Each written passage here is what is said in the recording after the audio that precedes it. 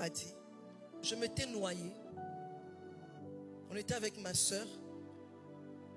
Nous sommes toutes les deux noyées. Elle, on a pu la sauver. Mais moi, c'était trop tard. J'étais déjà morte. Et je me suis retrouvée au paradis. J'ai vu un peu à quoi ça ressemblait. Parce que juste quand j'étais émerveillée, je commençais à dire waouh. Et que je voyais ma famille en train de pleurer mon corps, je me disais, moi, je ne rentre pas. Je ne rentre pas. C'est tellement beau, c'est impressionnant.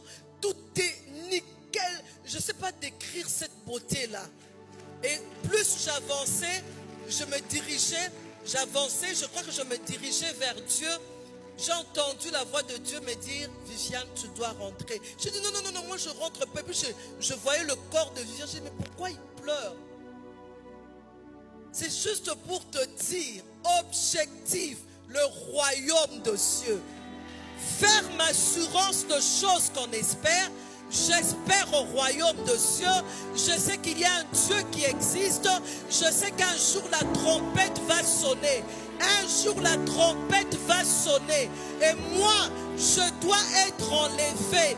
Et pour cela, je ne marchande pas la parole de Dieu. Je néglige pas la parole de Dieu. Je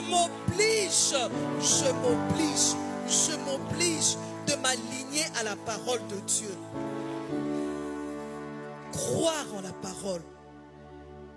Les femmes, nous avons une grande responsabilité. Si chacune de nous pouvait prendre la décision de dire, moi, objectif, le royaume des cieux. Dans tout ce que je fais, objectif, le royaume des cieux.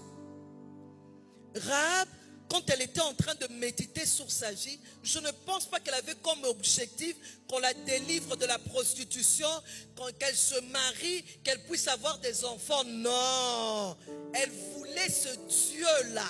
Elle voulait vivre pour Dieu. Elle voulait faire les choses selon que Dieu voulait pour elle.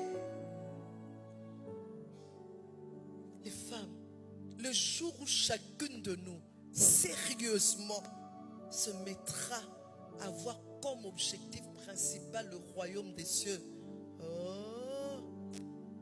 le monde sera un paradis. La terre ici, nos couples, nos enfants, la société, tout ira de gloire en gloire. Le problème est que c'est parce que nous les femmes, nous avons d'autres objectifs. Au lieu d'avoir l'objectif du royaume des cieux. En même temps, Dieu nous donne, il nous fait cette grâce d'avoir cette capacité de bâtir.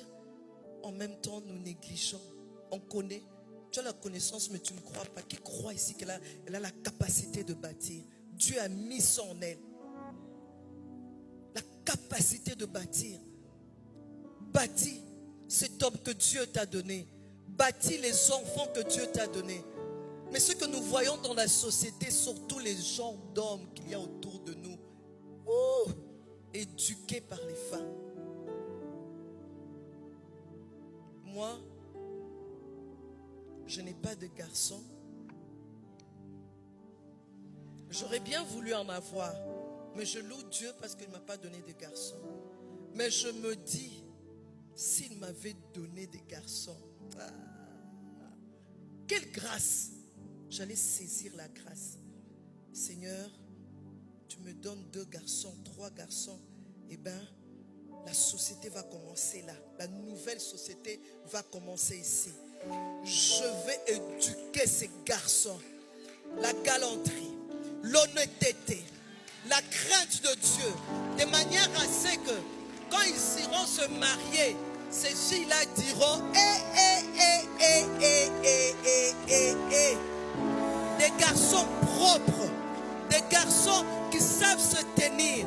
J'allais les éduquer, j'allais leur faire d'eux, de manière à ce que même quand ils prendront des responsabilités élevées dans le pays, on pourra regarder et dire, waouh, de qui sont-ils fils?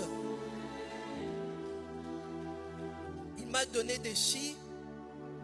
J'attends qu'un jour mes beaux-fils témoignent.